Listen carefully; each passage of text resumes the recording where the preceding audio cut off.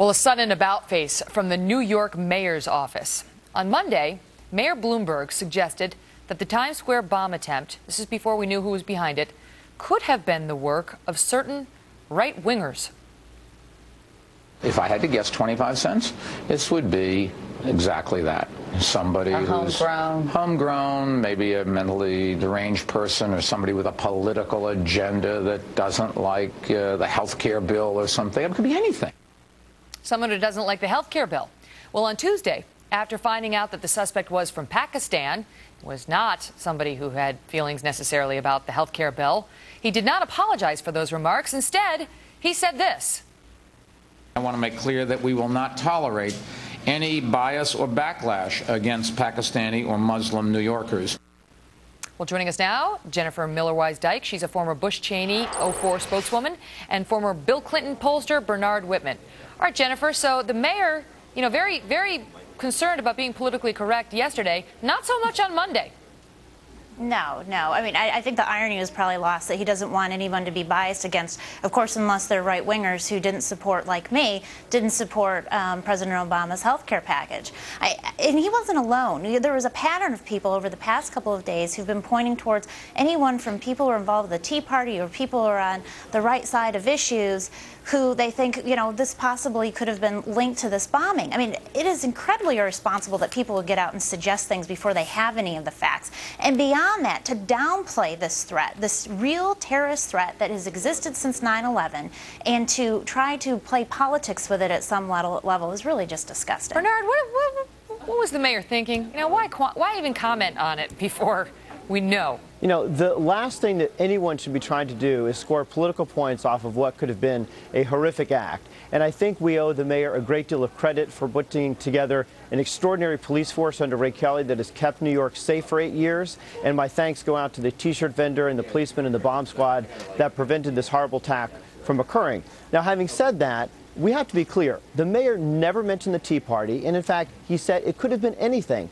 And unfortunately, in this country, we do have... Didn't mention the Tea Party, but he did mention those who oppose President Obama's health care bill, the health care bill.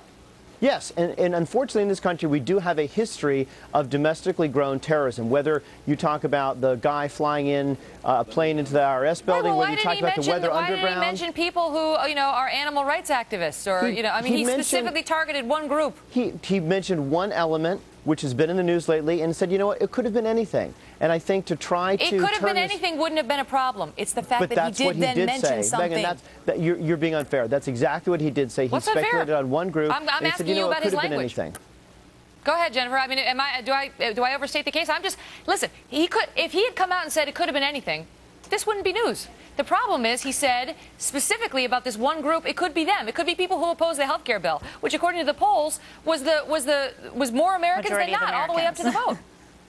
Yeah, a majority of Americans oppose the health care bill. I don't think that puts them, on the list of people that would be likely to engage in this kind of act. I do agree, though, that, this is much too serious of an issue to be politicizing it. The fact is that in this country, over the past 6 months, we have had 3 terrorist attempts, and one of which was successful on this country, here in this country.